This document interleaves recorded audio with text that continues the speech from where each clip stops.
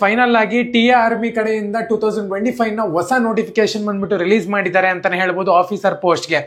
Actual ಆಗಿ complete information ತಿಳಿಸ್ಕೊಡ್ತೀನಿ. ನನ್ನ ಚಾನಲ್ಗೆ ಸಬ್ಸ್ಕ್ರೈಬ್ ಮಾಡ್ಕೊಂಡಿಲ್ಲ, ಸಬ್ಸ್ಕ್ರೈಬ್ ಮಾಡ್ಕೊಂಡು ಪಕ್ಕದಲ್ಲಿರುವಂತ ಒಂದು ಬೆಲ್ ಐಕಾನ್ ಕ್ಲಿಕ್ ಮಾಡೋದು ಮರಿಬೇಡಿ.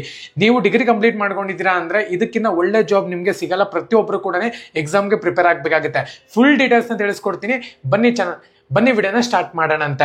ಸೊ ಮೊದಲನೇದಾಗಿ ನಂಬರ್ ಆಫ್ ಪೋಸ್ಟ್ ನೋಡ್ಕೊಳ್ಳೋದಾದ್ರೆ 19 ಪೋಸ್ಟ್ ನ ಬಿಟ್ಟಿದ್ದಾರೆ ಅಂತಾನೆ ಹೇಳ್ಬೋದು. ಇಲ್ಲಿ ಫಿಮೇಲ್ಗೂ ಕೂಡ ಆಪ್ಷನ್ ಕೊಟ್ಟಿದ್ದಾರೆ. ಫಿಮೇಲ್ಗೆ ಒಂದೇ ಒಂದು ಪೋಸ್ಟ್ ನ ಬಿಟ್ಟಿದ್ದಾರೆ, ಮೇಲ್ಗೆ 18 ಪೋಸ್ಟ್ಗೆ ನಿಮ್ಗೆ ಇಲ್ಲಿ ಆಫರ್ ಮಾಡ್ತಿದ್ದಾರೆ ಅಂತಾನೆ ಹೇಳ್ಬಹುದು. ಆಕ್ಚುಲ್ ಆಗಿ ಫಿಮೇಲ್ಗೆ ಒಂದು ಪೋಸ್ಟ್ ಅನ್ನ ಬಿಟ್ಟಿದ್ದಾರೆ, ಫಿಮೇಲನ್ನು ಕೂಡ ಟ್ರೈ ಮಾಡಬಹುದು ಅಂತ ಹೇಳಿ ಅರ್ಥ. ಏಜ್ ಒಂದು ಲಿಮಿಟ್ ನೋಡ್ಕೊಳ್ಳೋದಾದ್ರೆ 18 ವರ್ಷದಿಂದ 42 ವರ್ಷದ ಒಳಗಿರೋರು ಕೂಡ ಅಪ್ಲೈ ಮಾಡಬಹುದು. ಇದೊಂದು ಒಳ್ಳೆ ವಿಷಯ ಅಂತಾನೆ ಹೇಳ್ಬೋದು. 42 ವರ್ಷ ಲಿಮಿಟ್ ಕೊಟ್ಟಿದ್ದಾರೆ ಅಂತಾನೆ ಹೇಳ್ಬೋದು, maximum limit.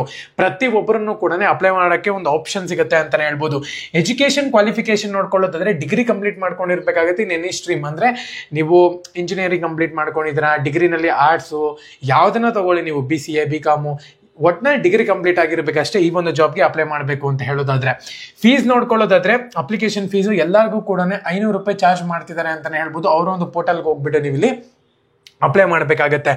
So selection process ನೋಡ್ಕೊಳ್ಳೋದಾದ್ರೆ ಯಾವ ರೀತಿ ಇರುತ್ತೆ ಅಂದ್ರೆ, first of all return test ಇರುತ್ತೆ ಅಂತ ಹೇಳ್ಬೋದು. ಟೆಸ್ಟ್ ಡೀಟೇಲ್ಸ್ ಕೂಡ ಹೇಳ್ತೀನಿ ನಾನು ನಿಮಗೆ. ಮತ್ತೆ SSB ಇಂಟರ್ವ್ಯೂ ಇರುತ್ತೆ ಅಂತಾನೆ ಹೇಳ್ಬೋದು. ಡಾಕ್ಯುಮೆಂಟ್ ವೆರಿಫಿಕೇಶನ್ ಇರುತ್ತೆ. ಡಾಕ್ಯುಮೆಂಟ್ ವೆರಿಫಿಕೇಶನ್ ಮತ್ತೆ ಇಂಟರ್ವ್ಯೂಗೆ ಅಷ್ಟೊಂದೇನು ಡಿಫ್ರೆನ್ಸ್ ಇಲ್ಲ ಅಂತಾನೆ ಹೇಳ್ಬೋದು. ಮೆಡಿಕಲ್ ಎಕ್ಸಾಮಿನೇಷನ್ ತುಂಬಾ ಇಂಪಾರ್ಟೆಂಟ್ ಅಂತಾನೆ ಹೇಳ್ಬೋದು. ಸೊ ಇನ್ನು ಎಕ್ಸಾಮ್ನ ಒಂದು ಪ್ರೋಸೆಸ್ ಯಾವ ರೀತಿ ಇರುತ್ತೆ ಅಂತ ಹೇಳ್ಬಿಟ್ಟು ತುಂಬಾ ಜನ ಬಂದ್ಬಿಟ್ಟು ಕಮೆಂಟ್ಸ್ ಮಾಡ್ತಿದ್ರಿ. ಎಕ್ಸಾಮ್ ಪ್ರೋಸೆಸ್ ಬಂದ್ಬಿಟ್ಟು ನಿಮ್ಗೆ ಇಲ್ಲಿ ನೆಗೆಟಿವ್ ಮಾರ್ಕಿಂಗ್ ಇರುತ್ತೆ ಅಂತಾನೆ ಹೇಳ್ಬೋದು. ಇದೇ ಒಂದು ತಲೆನೋವು ವಿಷಯ ಅಂತಾನೆ ಹೇಳ್ಬೋದು. ನೆಗೆಟಿವ್ ಮಾರ್ಕಿಂಗ್ ಇರುತ್ತೆ ಅಂತಾನೆ ಹೇಳ್ಬೋದು ಈ ಸತಿ. ಸೊ ಎಕ್ಸಾಮ್ ನ ನೋಡ್ಕೊಳ್ಳೋದಾದ್ರೆ CBT ಅಂದ್ರೆ ಕಂಪ್ಯೂಟರ್ ಬೇಸ್ಡ್ ಟೆಸ್ಟ್ ಅಂತ ಹೇಳ್ಬಿಟ್ಟು ಅರ್ಥ.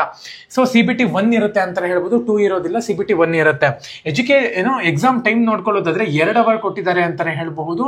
100 ಮಾರ್ಕ್ಸ್ಗೆ ನೀವು ಇಲ್ಲಿ ಬರೀಬೇಕಾಗುತ್ತೆ. ರೀಸನಿಂಗ್ ಎಲ್ಲಾನು ಕೂಡ ಸಬ್ಜೆಕ್ಟ್ ಇರುತ್ತೆ. ಸೊ ಅದೇ ತರ ನಿಮ್ಗೆ ಇಲ್ಲಿ ಸ್ಟಾರ್ಟಿಂಗ್ ಡೇಟ್ ಯಾವಾಗ ಅಂದ್ರೆ 12ನೇ ತಾರೀಕು ಅಂತಾನೆ ಹೇಳ್ಬೋದು. ಅವಾಗಲೇ ಅಪ್ಲಿಕೇಶನ್ ಸ್ಟಾರ್ಟ್ ಆಗಿದೆ. ಪ್ರತಿಯೊಬ್ಬರು ಕೂಡ ಅಪ್ಲಿಕೇಶನ್ಗೆ ಅಪ್ಲೈ ಮಾಡಬೇಕಾಗುತ್ತೆ. ಕ್ಲೋಸಿಂಗ್ ಡೇಟ್ ನೋಡ್ಕೊಳ್ಳೋದಾದ್ರೆ ಮುಂದಿನ ತಿಂಗಳು 10ನೇ ತಾರೀಕು ಕೊಟ್ಟಿದ್ದಾರೆ ಅಂತಾನೆ ಹೇಳ್ಬೋದು. ಇನ್ನ ಟೈಮ್ ಇದೆ. ಜುಲೈ 2025 ಜುಲೈನಲ್ಲಿ ನೀವು ಇಲ್ಲಿ ಆಲ್ ಟಿಕೆಟ್ ನ ಡೌನ್ಲೋಡ್ ಮಾಡ್ಕೋಬಹುದು. ನೆಕ್ಸ್ಟ್ ತಿಂಗಳು ಡೌನ್ಲೋಡ್ ಮಾಡ್ಕೋಬಹುದು.